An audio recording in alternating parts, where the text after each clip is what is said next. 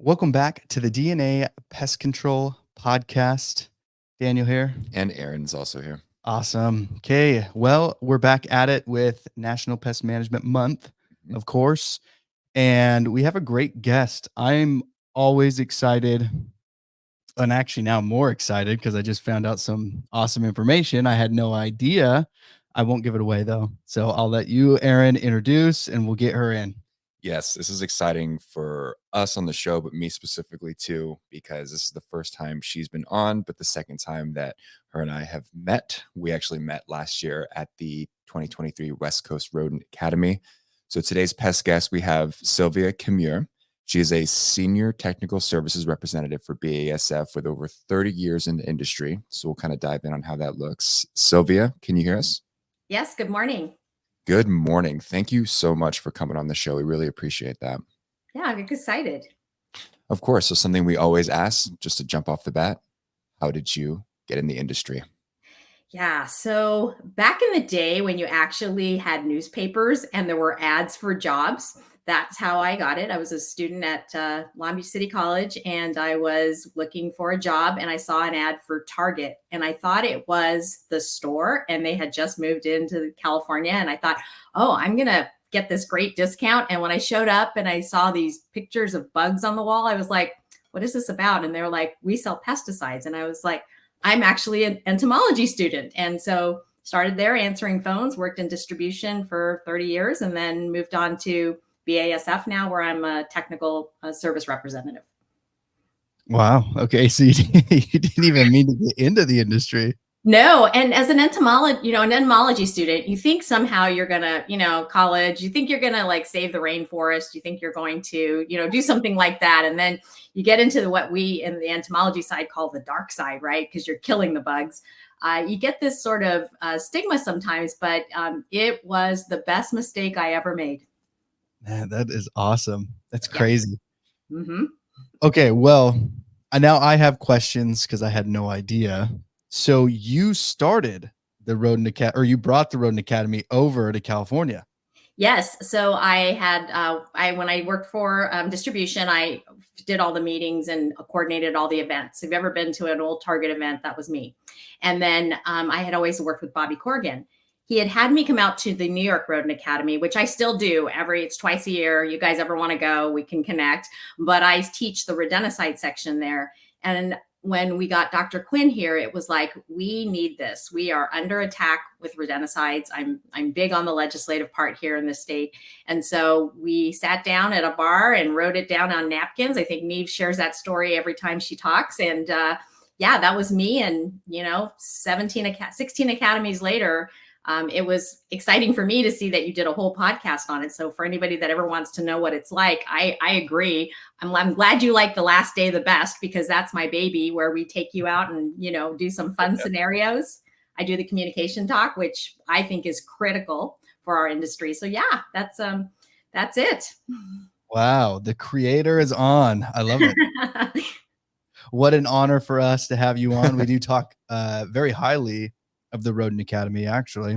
Yeah, you did a good job. And I agree with your review. I mean, we're not going to be perfect, but I think that what I heard from you guys was what was my goal. I actually shared it with Neve last night because I'm like, did you listen to this? And she was like, no. And I'm like, this is awesome, because it's really what we hope to do. It's not going to be perfect, right? But it does try to bring you into a group that you will share information, learn that there's so much more to any pest we do, but this one, obviously rodents, and that you have to, you have to talk and share information, or we don't grow as an industry. If everybody keeps their information to themselves in their own little corner, we're not going to grow. And so I find that, I was really pleasantly surprised to see that you guys enjoyed it and that you got what I was hoping you got. So it was really, really great for me to hear.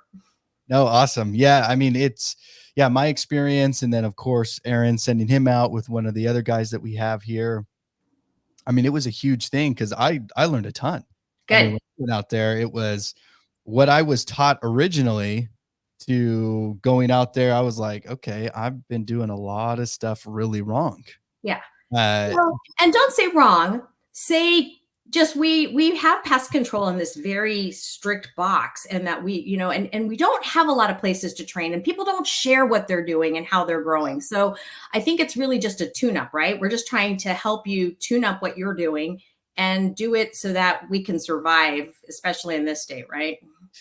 Yes, and you're right. I guess I shouldn't say wrong because it wasn't wrong 10 years ago, 20 years ago, 30 years ago, what I was taught. That's what you did. It Right. wasn't wrong necessarily, but it's not correct. Not Yeah. today, at least. Yeah. Um, and in some of those, it's really actually kind of against the law of what they're teaching. And if you got caught, you'd get fined. Correct. But yeah, no, it's awesome that you actually created it and you went along with it and you kept up on it. And 17 later, 17 Mhm. years, I would assume later, because you only do one out here on the West So we Coast, do right? 2 a year, so the math would be half of that. But I mean, yeah, it came from PCOC. You know, they were like, I saw like, I have this crazy idea. What do you think? And they're like, let's do it. And PCOC was great, and the pest control operators of California was great in helping us get it started. You know, with the support, yeah, because you got to have an audience to. We don't do any marketing. We spend no money in marketing. It's all by Yeah. word of mouth, social media, and getting people like yourselves to go out there and say, this is important, come. And so, yeah. Oh man, yeah, no, it's great. Honestly, I mean, everything we say about it, it's get out, learn more. You need to get out there and really expand your knowledge. What you learn from, a very old technician who's been running a route isn't enough. Correct. There's so much more information out there than just that person, who's been doing it. Yeah. Uh, so I'm a believer in it. I will Good. go. And hey, if we can get out there to New York, I would love to do that too. Yeah, Uh, let's set it up, because it's twice a year, so I'll connect with you guys, because that is truly a life experience too. It's very different than West Coast in that, Dr. Bobby Corrigan, amazing rodentologist, a lot of theory, right? But then you do get to go out in New York and look at stuff, but you don't come back in the same way our scenarios are, because for me, for you guys to spend 3 days out of the field, I understand what it costs.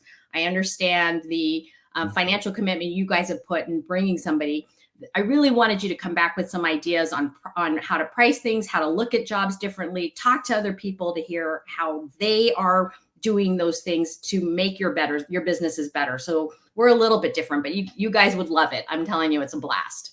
oh yeah. No, when does the New York one happen? So the next one is May. I think it's May 7th or 8th or somewhere in there, and then they'll do it again in November. And I'm blessed because I'm on the staff. It's a hard ticket to get. You have to enter a lottery, then they pick the people because it's limited to 45 seats. But I will get you guys in. There you go. Oh, There we please, go. please, let's plan for Yes. November. Yeah. I'll do that. That's cool. Yeah. Yeah, we'll definitely get out there. That'd be really fun because yeah, I did see that. That's originally I think where I saw a lot of it come from Right. Pest World and people talking is the New York, and then I saw that they had the West Coast, and I'm like, well, I got to do it. Mhm. And so I went actually out by myself, and I'm like, well, I'm just gonna check it out, see what it's like, and it was a blast. So Yeah. from there, it's like, hey, when Aaron came on, I was like, dude, you got to go, Yeah. check it out. Yeah. So no, that would be a ton of fun. So when you came into the industry, were you ever focused on rodents, or what was your main focus? No, I'm an ant biologist. And so my funny story that I'll share with you is I'm a myrmecology with a Y, not an E, not the girls that are with the fins, but ants. I'm an ant biologist. And what happened was, I think back in the middle of 2015 or something like that, Bobby Corrigan couldn't speak somewhere. And he said, oh, they called me and they say, oh, Bobby said you can do a talk. I'm like, oh no, I can't do this. I don't know. I know a little bit, but not enough to make myself, like I couldn't give a talk. And so spend some time in the field with some key accounts out there doing rodent work. And I'm not gonna lie, in the beginning, I'm used to 6 legs and no fur. And so I got out there and did inspections and trapping and baiting and learned, what I needed to. I know the science part because that's where I studied that part, right? So I did the rodenticides, and I gave a talk, and I have been labeled the rodent girl ever since. But I love when someone says they want me to talk about bugs and ants. It's like, oh my gosh, thank you. This is what I really went to school for. But I understand. There's not a lot of people that do rodents, so it's not my study area. Okay. And Yeah. it doesn't sound like it's your passion either. No, it's not. It's important, right? Because we all Yes. do things. You're right. You guys have your favorite pests, right? The ones that make you're like, oh my God, this is great. It's an ant job or a bed bug job or whatever it is. Yeah. And for me, the ants have always been, where I love, because they're just amazing insects. But yeah, it's and when we get to the funny story part, I've got a great one for the ants. Oh, perfect. Okay. Well, we will get to that. Yeah. So now in BASF, how long have you been with them? Been 5 years, and, Okay. and there was nothing. It's just you had been when you do something for a very long time, and look at you guys, right? You guys have been in the pest industry. You're doing this because you want to grow. Yeah. I just didn't have anywhere to go with distribution. I'd done it all, so it was like I would love to be able to do the research part. I never went to school to get a PhD. I'm a master's degree. But I thought, if I could get on the research part, that would be amazing. BASF took a chance on me. I do field research. So basically, the products get registered. And then we know that they work in a lab, right? We give you all this data that tells you, oh, yeah, in a perfect setting, it works. But now we take that product and we go to Arizona in 115 degrees. Does it still work? Do we go to the Pacific Northwest where it's raining half the year? Does it work? And so my job is to make sure those products still perform. And if they, if there's a better way to make them perform, then that's my job, is to go out there and train. And so that's basically what I do, which I hate to say that dream job word because you hate to hear that, but it really has been a blast. I've had so much fun. No, so you're out in the field actually seeing if these products work. Yep. So, well, okay. I mean, now let's just get into it. I have a lot of questions. You're just opening this up. So when BASF is coming up with a product, of course, they're going to create the product. So you have your group of scientists doing their thing. What does that process look like from, hey, we need to create something new, to now out in the field, actually testing it, licensing it, throwing it out to, us as technicians? I don't think we even know. I don't know. So we have a great little story that I started talking about. Was it takes an active ingredient about 12 years to go to market. And that's, now let's not talk about California, right? That's a whole nother conversation. But let's just say for everyone else, they get it in about 12 years. And they start off with, they start off with a ton of products, maybe 260 actives. They take it through the day one that you register that as your active. That's when your patent starts. And so as a primary manufacturer, the clock is ticking. $260 million later, you get one product. And then from there, you've gone through all the EPA testing. EPA wants you to make sure you kill spiders, and they have protocols. So every single pest that you see on a label had a set of protocols that we had to do in the lab or with private labs throughout the country to get the data in to support putting a pest on the label. And so that's what we do. And then from there, we're getting ready. So maybe in the next couple of years, we have a combination product we're coming out with. And so then now my job is to go out and make sure that it's working. Once it gets registered, it's like, hey, what are the best uses of this product? Does it really truly kill scorpions, and how long? And so that's what my role is. And then once we launch the product, which is typically in a pest world, then we then go from there and just help you understand what are those best uses and how does it fit in your programs. Gotcha. Okay. So that is, wow. It's incredible. Yeah. It is. And it's a lot of money to bring chemistry. So, it's kind of scary. I'm not going to lie for us basic manufacturers, because there are a lot of generics out there. Once it comes off patent, then anybody can formulate it. And, we believe who formulates it is important. With something we believe.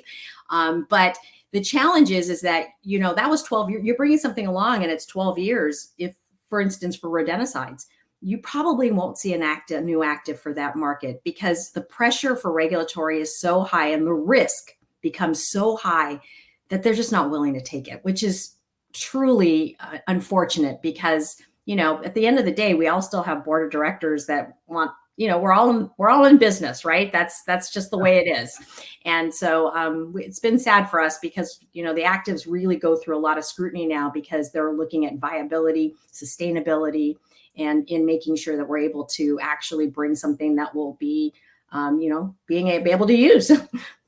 Yeah, no, I mean, that would be a huge risk. And yeah, no, I totally understand the business side of it Mhm. because you're going to go and spend $250 million to bring a product to market. And they're like, oh, by the way, it's done. It's like, okay, well, we're just out all that money. Correct. Correct. And for you guys, it'd be like you putting it together this whole side of business where you were going to do whatever it is, rodent control. And then they say, hey, you can't do rodent control anymore. I mean, all of that money gets, sort of lost. And so it really is unfortunate. We are seeing some restrictions that are kind of handcuffing the manufacturers or the registrants. But, hopefully now we can continue to still bring new products out there. And, it's hard for sure.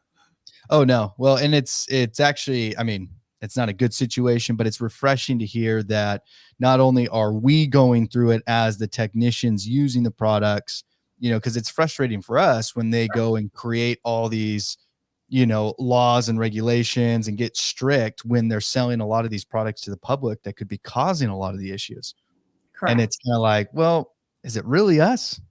Is it really the guy that we have to get licensed to do all Yes. this?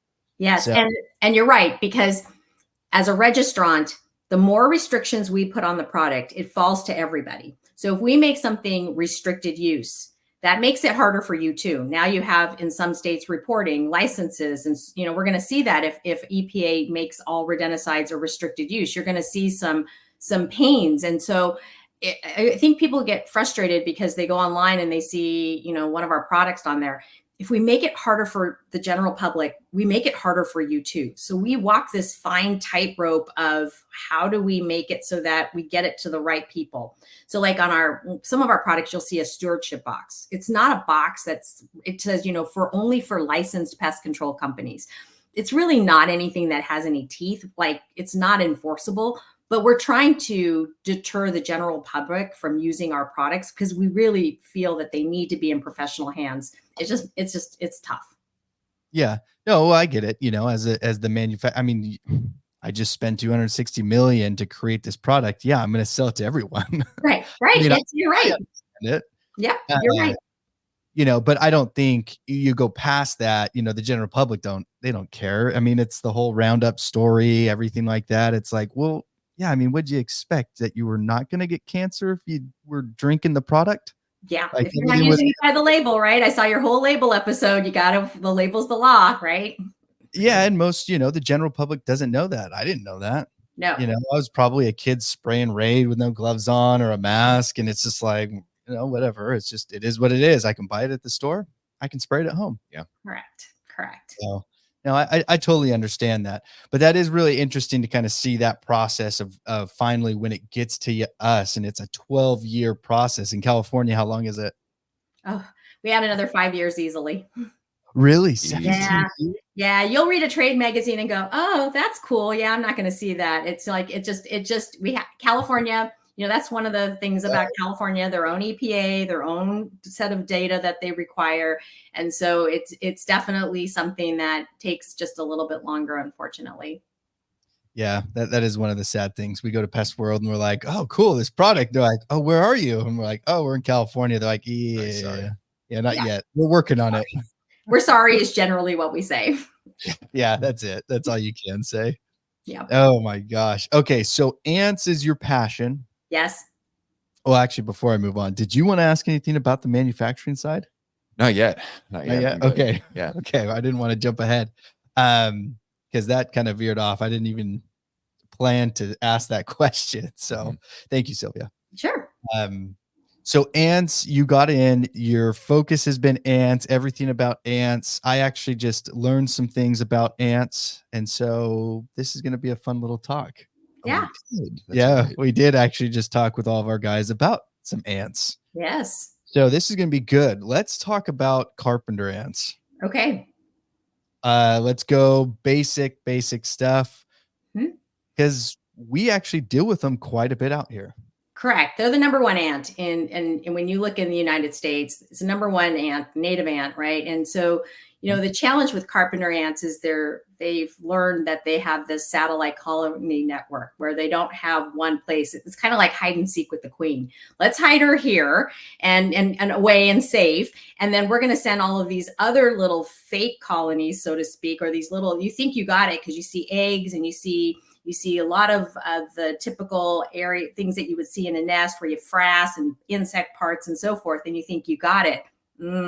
Fake colony because the queen's not in there. She's somewhere, maybe even as far as, a couple miles away, and she's hiding out. And so that's the hard part with carpenter ants, is that you always feel like you got them, but unless you really find that primary colony, it's hard because she's still producing eggs. Wow. Okay. Yeah.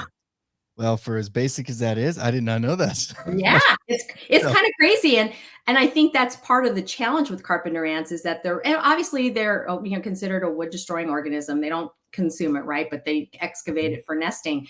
But it's that whole idea of looking at following those trails and being able to figure out, do I think I got the primary colony, or is this going to be a recurring? And that's where when we look at baiting, bait generally gets back to the primary colony. It's like somehow they pay rent still, so they're still sending food to the primary colony, and that's why baiting is such a great technique. It's just slow because that bait's got to get over there and then get through everybody. Wow. Okay, I did not know that. Now, I do have a question because we use a bait, and I have tried with carpenter ants, and they do not touch it. Okay, well, part of the challenge with bait is that they have to like the matrix more than what they're normally feeding on, right? And so, we saw a study not too long ago from Clemson where they looked at not only what the bait's made of, right? Because you've heard like, oh, they're sugar feeding ants or they're protein feeding ants. But he looked at texture. Like, does texture matter? Like, if you're an apple eater, do you like a softer apple? Like, I like the red ones because they're softer, but some people like that crisp green apple, right? That you're going to get a crunch out of. And so ants are similar. And so if they're not taking a gel bait or they're not taking a liquid bait, because maybe whatever they're eating is better than that, then, granular bait tends to be one that they like. And, we happen to have one. And so he did the study on texture, and it found that a lot of ants really like the texture of what they're eating. So you got to offer choice. Because if they're eating plant sap and you've got a liquid or a gel that's similar and the plant sap's better, they're going to take that. But if they're looking for something else, sometimes offering a different texture of bait that has a toxicant is going to be the way to solve those problems. Oh, okay. Wow. Yeah. That is good to know. Very good. Sure. Yeah, because you know what? That was always one. I would always use the same bait and nothing. So I'm like, okay, well, guys, don't use bait anymore. So Yeah. And you can do your own science. Like this study, he took CDs because, what do you do with that stack of CDs that you bought in, 1990 and you got this big thing, right? So they took CDs and they put like all the bait on like there and they spun it around as a choice bait, right? Like putting it in different directions because believe it or not, rodents, everybody has a different direction that they enter. Like if you had your refrigerator in the middle, there's going to be a side you prefer to go into. And so the same for ants, they're going to pick a side, but you can truly spin that around and see what they take and then, pick the bait from there. But yeah, I know it's a lot of work and, we don't always have that time, right?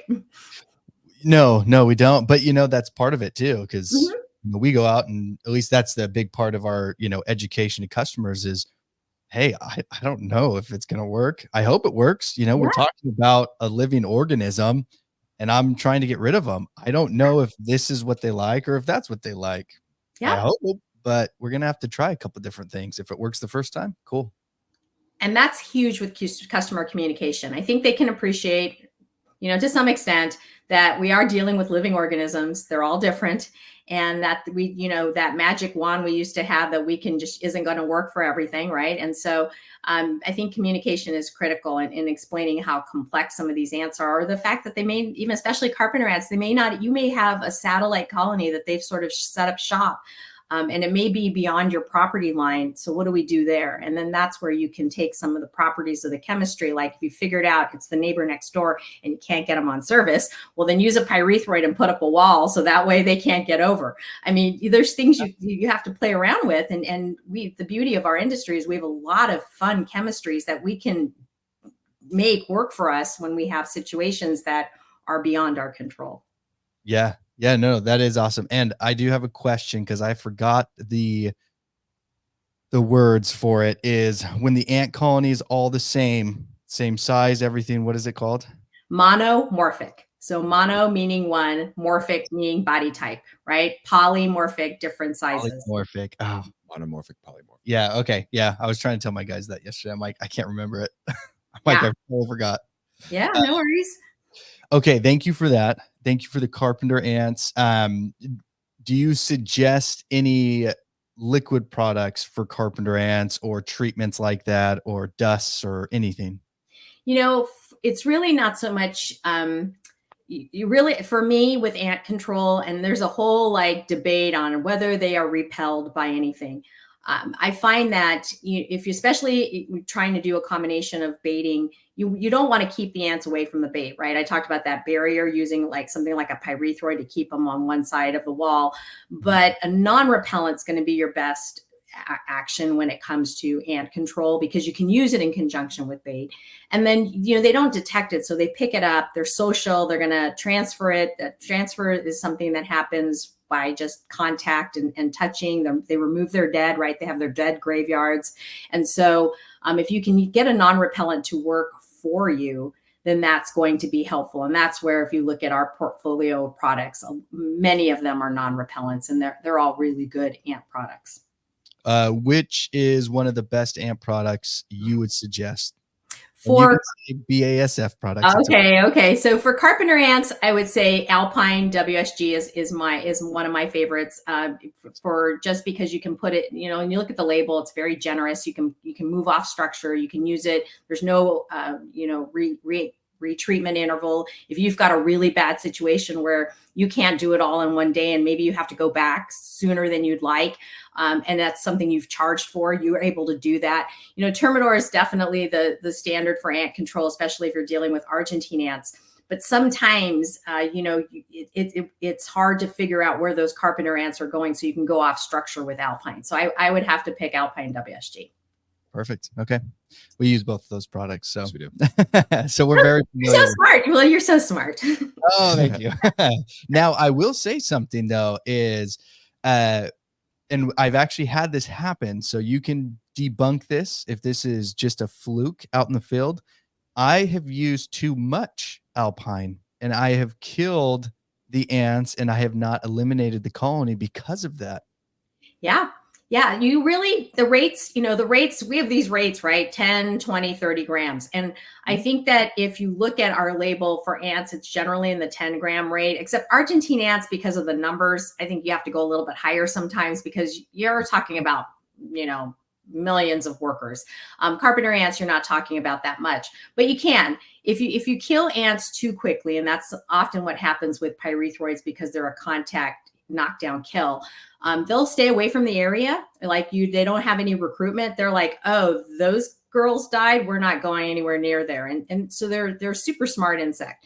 And so they will detect that. And if they can move and they don't die off and it's not at too high of a rate, then you're going to get them to transfer it. So you certainly can take up non-repellent and overkill it. And so you really have to kind of judge that rate. So I would say, like, any of the ants that aren't in these, what we would call these super or mega colonies, like odorous house ants or Argentine ants, you're probably going to have to go at a little higher rate if you're in middle of the high season, like summer.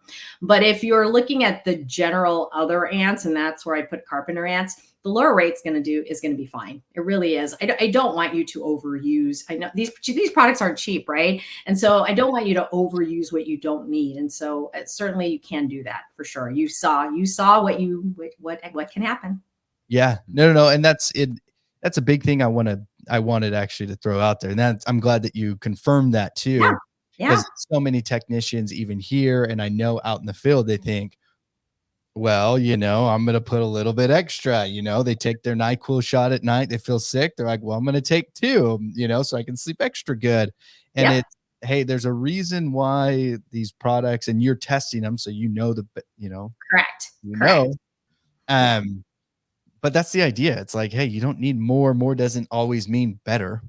No, you are correct. And that's why those rates are really important. And then also don't play the label game, right? Where you took the shot of NyQuil and then you went, but I'm going to also take, this tablet too, because so you're still playing with rates of products that are not, that's like cocktail making where you're just sort of taking two things. You're still following the label, but you're taking two, you're still doing the same thing. So, it's really important to not do that either. Yeah, no. Yeah. And that's, usually we stick to singular or we're going like IGR mixes with something, but, Correct. I never even thought to go like Termidor Alpine. Let's see how this works. Yeah. Yeah. Generally here's my problem is that, if you don't know what truly works then, and then, I've got a lot of guys throwing a lot of stuff in a tank, it's not a cocktail, just stick to drink it neat. All right. Just drink it neat. Yep. Oh So yeah. true. Yeah. We call it the super. The alcohol, not Alpine. Yeah. No, please don't. Oh my goodness.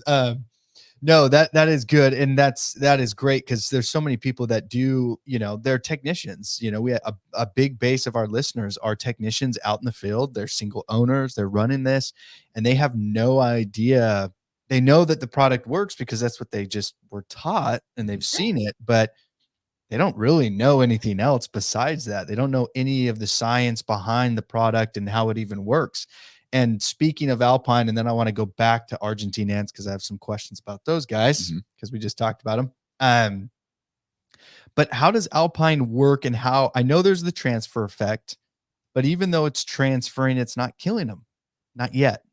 Yeah, so it works in the nervous system, right? There's lots of parts of the nervous system that our chemistries work in. They not all work on the same part of the nervous system. And so it's working on the neonics are working on the nervous system. And so, we can get so complicated here and I'd rather not. It's just working on a different part of the nervous system than say pyrethroids, which are working on sodium chloride channels, these gates that open and then they stop them, right? So it's working on a different part.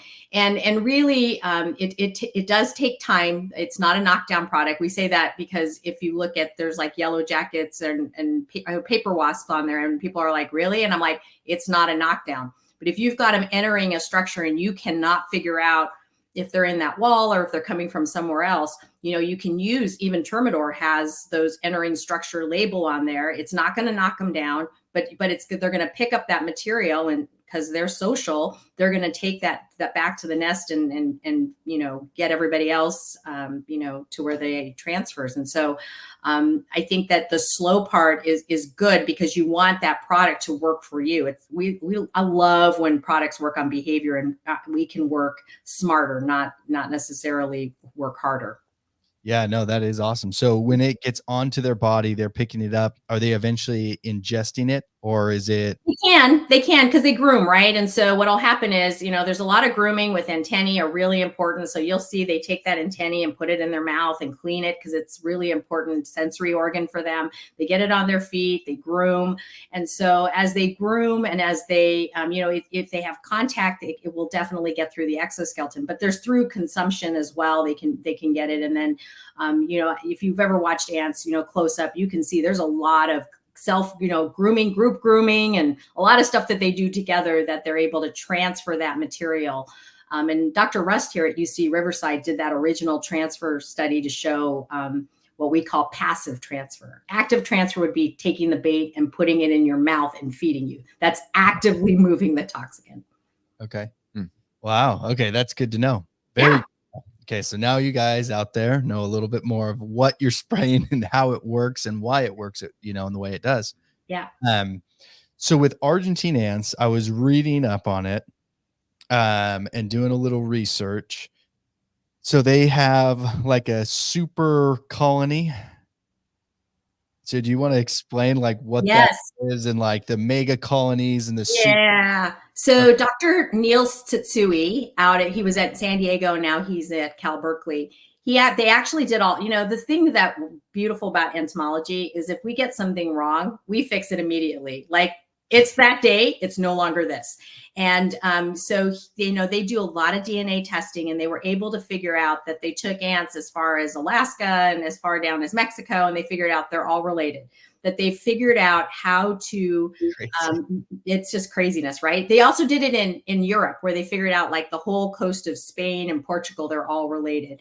And basically they recognize each other as nestmates. And, an ant's normal biology, if you go to like Argentina, they are fighting each other. They're defending turf and territory and food resources.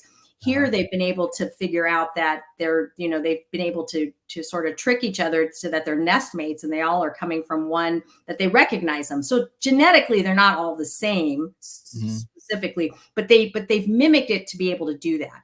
And so they figured out they're all related. So when we talk about colony elimination, the challenge is that can you really do that? Like, I'm down here, living in Irvine, and can you actually, can I solve your problem? Well, you can't take out the whole colony, but what you can do is defend that structure. And I think that's important. We have in California at least 2 ants that do that. We have odorous house ant, and we have Argentine ant. We have a native ant, the odorous house ant, that's learned that, hey, these girls are really good at this. We're going to do this too. So they're doing it.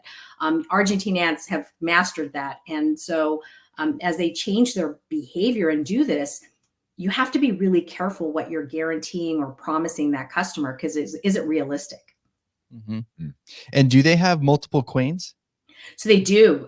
For every 100 workers, you'll have 10 queens. What? Yeah. And this is the cool thing. Like, this is the super cool part about ants.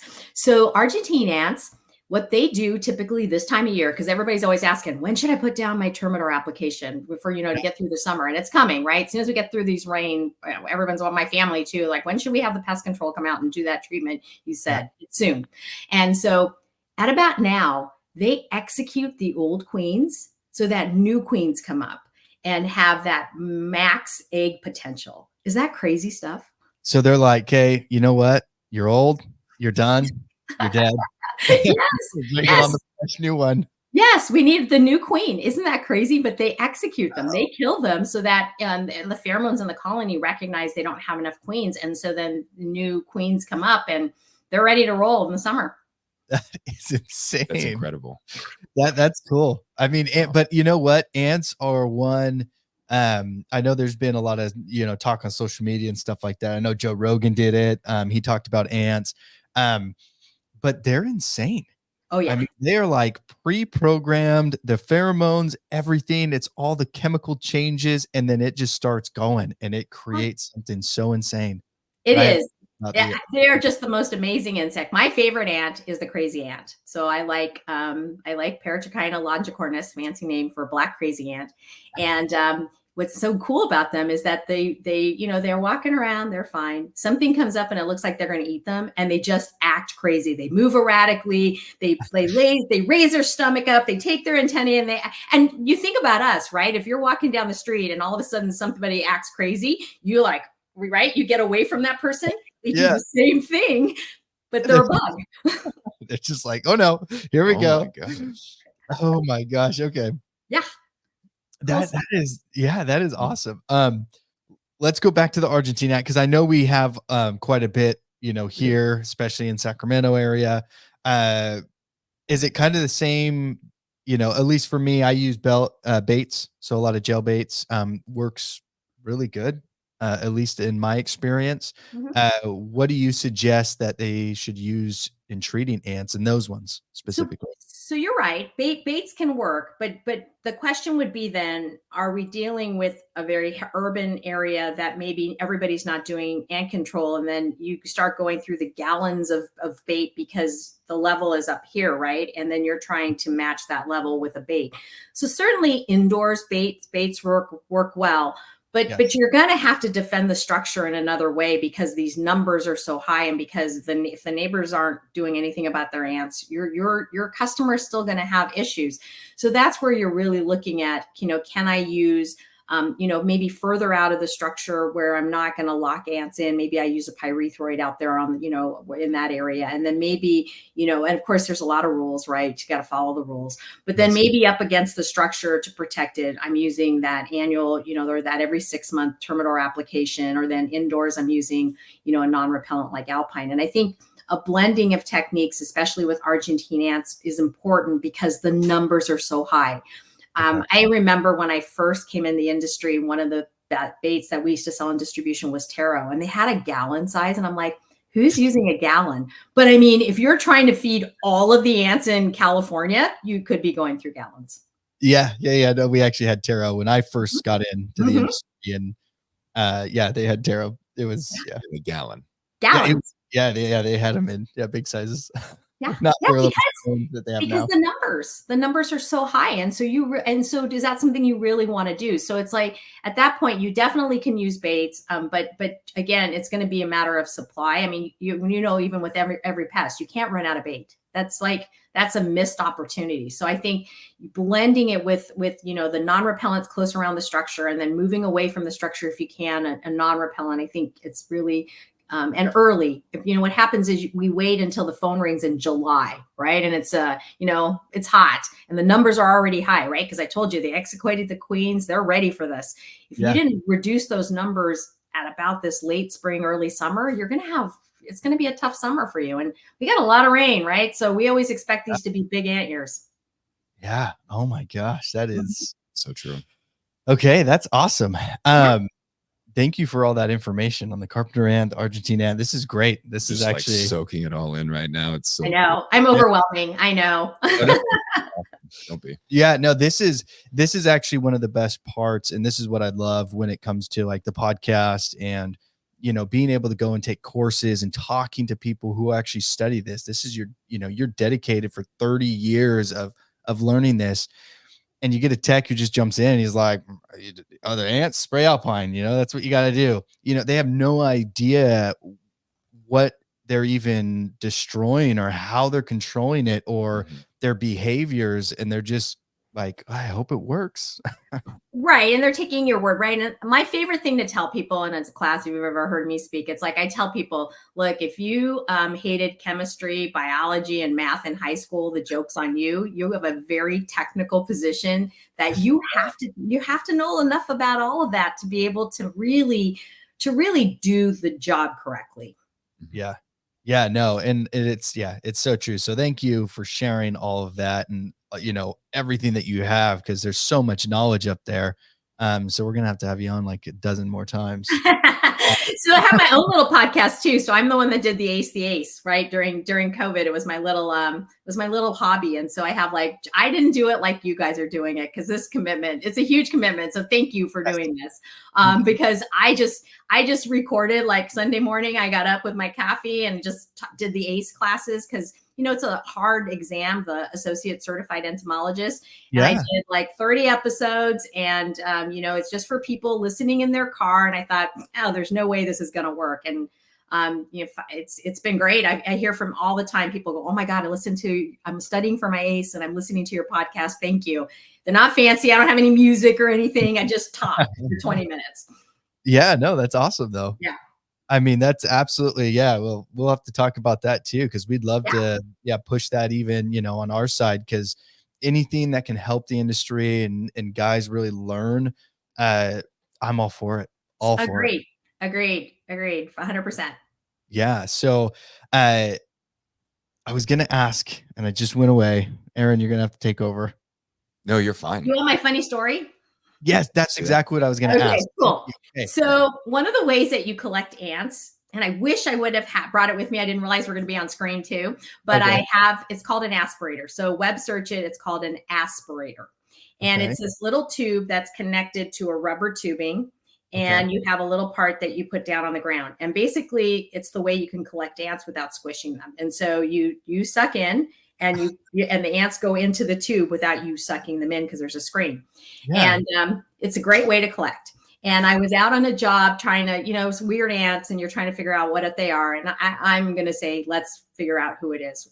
Obviously the tools, you're not working, right? So, but I was late. for my office time. And so I threw my aspirator in the back seat. I'm going the freeway, probably, I'm not in a company car, but my own car, but too fast, get pulled over. The cop's like, all right, you were going pretty fast. Yeah, I was out in the field. And he looks in the back seat. And so he's like, hey, could you get out of the car? And so I get out of the car. He's like, so how you feeling? I go, I'm great, late. And he's like, so what's in the back seat? We're going to have to inspect your car. And I'm like, oh, I don't know. And so I look and I see it's the aspirator. And he's like, so you want to tell me a little bit about that? I go, oh, it's to collect ants. He's like, sure it is. I'm like, no, it really is. And he goes, sure. And I go, no, can I demonstrate it? It's not going to hurt you. And so he lets me get it out of the car. I'm like, see, I go, so there I am on the side of the 60 freeway, sucking ants, showing the cop that it's an aspirator. And he says, oh my God, I thought I saw it all. Just go. Have a nice day. Like, I'm good. I don't even care. Yeah. So ants saved my bacon that day. Yeah, right. There we go. Yes. Oh my. Yeah, Yes. I'm gonna have to look that up. So I'm assuming it looks like some drug type of It does. If you know what, after I looked at it and I got back to the office, they're like, oh yeah, Sylvia, that totally looks like some drug paraphernalia. And it's really to collect small insects. Ah, that is so interesting. I didn't even know that you would do that. So you're just sitting on the ground sucking up a bunch of ants. Oh yeah, there I am on the side of the freeway, and the cop was just shaking his head, and I go, look, we got some, and he's like, yeah, just go. I believe you. Just go. Yep. Oh my gosh. Okay, that is actually awesome. Okay, so we got your favorite ant. This is a crazy ant. Mm-hmm. Your drug story. Yeah. So Alleged drug story. It was my ant collecting story. You never got ticketed or arrested. Yeah. So what would you say is the most dangerous ant? So in the world, it's the bullet ant. That's the one that that Dr. Justin Schmidt, the pain index. If you're a Marvel fan, you know about the Schmidt index of pain, right? He recently passed away, but he used to get stung and then rate it, and he's got a whole index. Yeah. But that's the bullet ant. But in US, it would still be the red imported fire ant, and it's an important ant because it's all over. We have it, in California, Texas, and mostly in the southern states, and it stings by numbers, right? And people are allergic to it. It can be very painful. And that would probably be the number one ant we're dealing with in the U.S. But worldwide, it's probably the bullet ant. If you ever Google that one, it's got these big old mandibles and painful sting, and it's not a nice ant. Okay, so the imported red fire ant. Okay. Yeah, red imported fire ant for U.S. It's imported, obviously.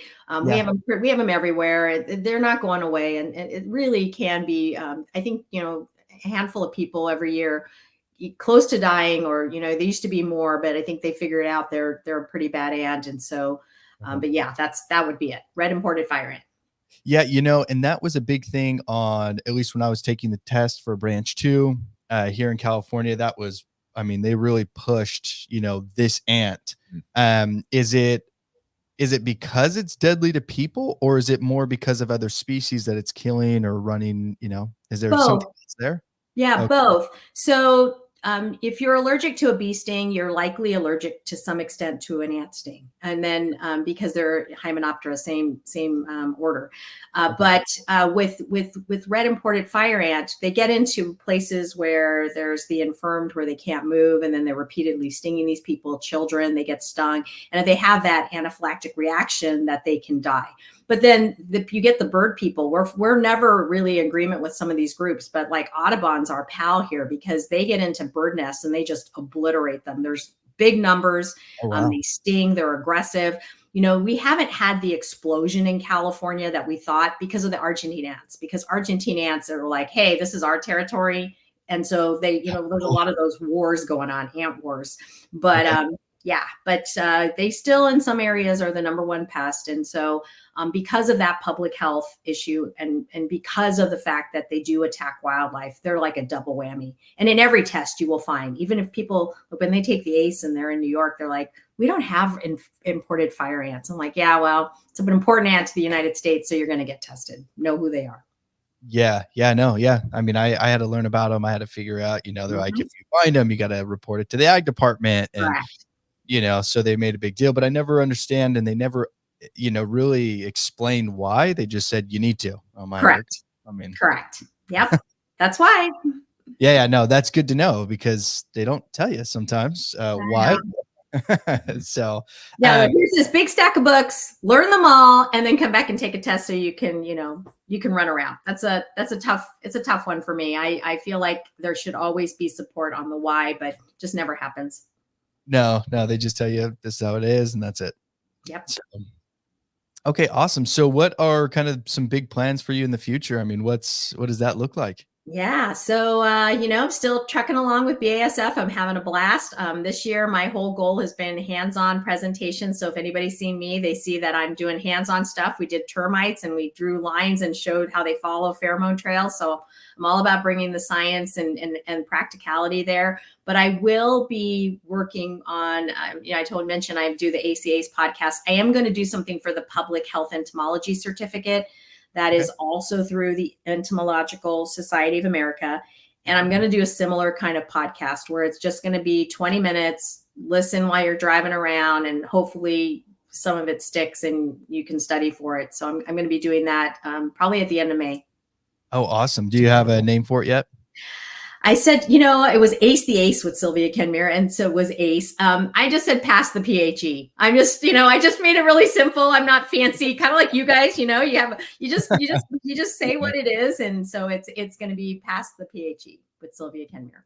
No, that's perfect. And thank you for throwing that out there. Everyone who is listening, definitely go and check it out, listen, because it's all good information. It's great stuff, and soak it up. It's only going to make you better out in the field and whatever you're doing.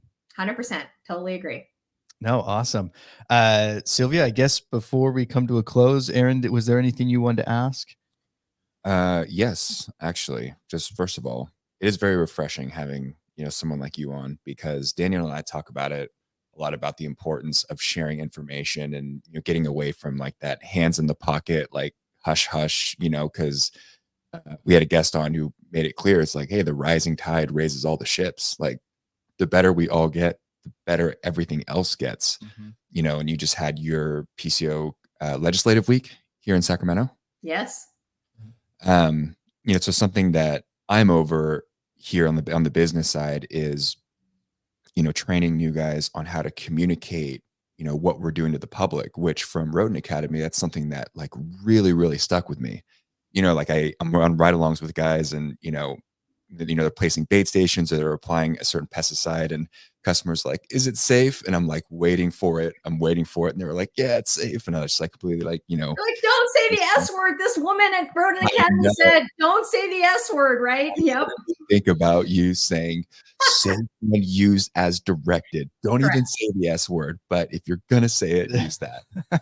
Yes. So I guess my question is, in the past year and a half since I took that class, we have so many different customers from so many different backgrounds where, they're like, I don't care, kill them all, I'll stay in the house. And some of it's like, they want us to break down the entire label for them. California, we're obviously seeing that shift more towards the latter, right? And I just want to know how challenging that has been for you. And, you're trying to get legislature on board, and then, from the manufacturer side, and then implementing it to your customers. I mean, obviously it's good challenges, but how does that look like for you? Yeah, communication, our industry has really have to get better, right? We really do need to communicate with our customers. I tell everybody, and they laugh at me, I'm an introvert in an extrovert job. When I am in with you guys, or I am talking, or I am, working, training with technicians, it comes on, right? Hey, this is what, and I'm giving the information. When I'm by myself, I'm quiet. I'm not that person, but you have to be. And I think it's really important to practice that.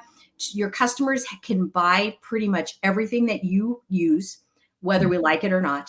And they think they can do our job better. And so what they're buying from you and the services they're buying is knowledge, right? And so it's really important to, spend some time listening to things like this podcast, try and improve your knowledge base so that you can really take that moment. You're on a job 20 minutes, if you're lucky, try to really show them what value you're bringing when it comes to not only applying the products, but the knowledge base of being able to explain to customers. And, my goal has always been to not take it and make it so science that you're like Yon City. It's really, what are those key biology, tidbits that I can share with my customer that they're going to go back and, chat GPT it or whatever and go, oh my God, that guy was right, or that gal was right. And so I think that's really what's important, and be excited about it. I heard some of those podcasts where guys were talking about the inspection part, and every day is a new day. And it's really true. It's really what you put into it. So keep learning, and I'm going to be there to help as long as I can. Love that. No, that is awesome. And is there anything specifically that you would have that you could give a phrase or something to technicians that are out in the field that would help them with that educational process? Oh, they're all out there, right? Keen observer, and all of those. I love Bobby Corrigan using the Sherlock Holmes one, which is, your job is to see what others overlook, right? Yeah. That's your job. Your job is to see. It's to see that one branch that's touching the structure, or that one entry point that they just missed because you knew enough about their biology. So see what others overlook. That's our job. Oh, that is awesome. Awesome. That is great. Well, Sylvia, thank you so much. We don't want to take up too much more of your time. Is there anything else that you would love to leave with these people listening to the podcast? No, thank you for having me. I appreciate this. I appreciate you guys. I didn't know what I was getting into. And so I did my research, and I'm like, this is great. I'm excited that you guys are out there doing this. And again, thank you so much for reviewing the West Coast Rodent Academy. I was laughing last night when I was listening to the last one finally, because I was like, oh my God. And it's so funny because it's like, oh, this girl, Sylvia Kenmuir from BASF. And I'm like, that's me. That's me. That's awesome. No, and thank you so much for listening and coming on. And Sylvia, we are definitely going to keep your information. Yes. We are going to reach out to you in the future. We want you back on. And we're coming to New York. So you better invite us. We're definitely doing that for sure. Okay, awesome. Thank you so much, Sylvia. And you have a wonderful day. Okay, you too. Take care. All right. That was so fun. Yeah, no. That was awesome. Thank you, Sylvia, for everything, for coming on, being part of this. There's so much that everyone can learn from, and it doesn't just stop, with, the podcast is one, but go out in the field, experiment, have fun with it, do everything that you can with it. It's just, there's so much information. Yeah. It just doesn't stop. Absolutely. And, if you haven't listened to the West Coast Rodent Academy, both of them, please go back and listen to it. Those are some of my favorite episodes too, because that episode was sort of when I just started jumping on the podcast, and started, putting some of this stuff out there. And I really meant that. Like, we don't really put anything out or push anything that we don't really believe in. And I took so much from that. And, it's funny that she mentioned, Sylvia, the introverted extrovert or extroverted introvert. Yeah. Because it's so true. Just bringing together different ideas, different backgrounds, when you're able to collaborate and see stuff. And even the Rodent Academy itself, like, yes, the content was fascinating, right? And I took so much from it that I'm, been applying and using for training and things like that. But more of it's just like a mindset shift too. It's like, even if you think, there's, like the Sherlock Holmes things, it's to see what others don't see, and doing quality control. It just relays over so much time and time again, some of the principles that they went over there. So point is, go to Rodent Academy. Yeah, honestly, but that's what we've been preaching, right? We've been talking about it the entire time. It's about the knowledge. It's about learning everything. It's about expanding what you already know or what you think you know, which is probably wrong, and in my case, that's exactly what happened. Is some of the stuff I was doing, and she had a good point. I was doing it right. It was correct like decades ago. It just isn't correct today. Yeah. So that's where you need to step out from that. We had a conversation recently. Technician's been here. He's seen some of the past, and family members have been in the industry, and times have changed. It's not the same as it used to be. You know, we're gonna grow, we're gonna keep moving, we're gonna keep changing. There's so much there. But Sylvia is a prime example of, guys, I just learned so much from ants, 100%. and chemicals and the chemical structure of stuff that I already thought I knew, in this hour. Mhm. You know, like, that's what I'm talking about. You have someone who's spent 30 years, 30 plus years focusing on a very specific thing, and they can bring that knowledge to us. And we just learned in an hour 30 years of studying. It's gold. I mean, honestly, but that's what I mean is you can't Mhm. find that talking to some old dude who's been spraying for 40 years. Yeah. All he's been doing is spraying for 40 years. Yeah. He doesn't know the chemicals. He doesn't know the insects. He knows where to spray and how to spray it. That's it. Yeah. That's all he knows. You go in and you talk to some of these scientists, you start to understand how it works, Mhm. the biology of them, how they function. Yeah. Why are ants coming back? Mhm. Why are you treating ants and they're coming back? Mhm. I don't know. Yeah. Now I know. Yeah, now I do. Now I know exactly why we're having issues of taking care of certain, species of ants. Sure. I know why we're having issues with carpenter ants up in this area. Now I know. Like, those are the things that are huge Mhm. and you can get so much from. So I can't say it enough. Sylvia, thank you so much for coming on. I know it was kind of a last minute thing. So this was perfect. I mean, absolutely amazing. Thank you.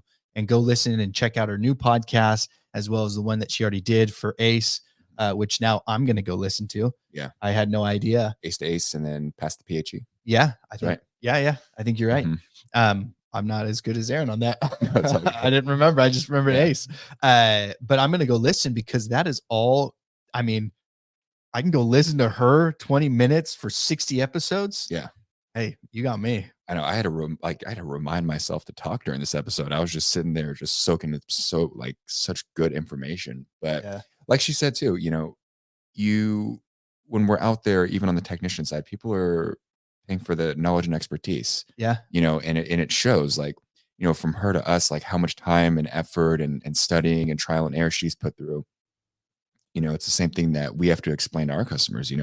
We talk about it a lot, like a trapping program or something that costs a lot, and the customer's like, "Well, I could just do that." I'm like, "Well, like, technically, yeah, but the reason why is because we've gone through these situations. Yeah. Just like she's gone through all these crazy situations to can pass it down. So can't stress it enough. Thank you. Yeah. No, absolutely. Yeah. But this has been a great episode for our NPMM Pest Guest Heavy Month. Mhm. We are about halfway through April, so please, we are sending out invites. We actually have a Google Calendar where you can pick your time slot. So these slots are booking up. So make sure that you do that. Follow us on our Instagram, Facebook, YouTube page. Our website actually has direct links to that, where you can be a guest and fill out that questionnaire. We have episodes every Monday and Thursday. But thank you again for listening to the DNA Pest Control Podcast.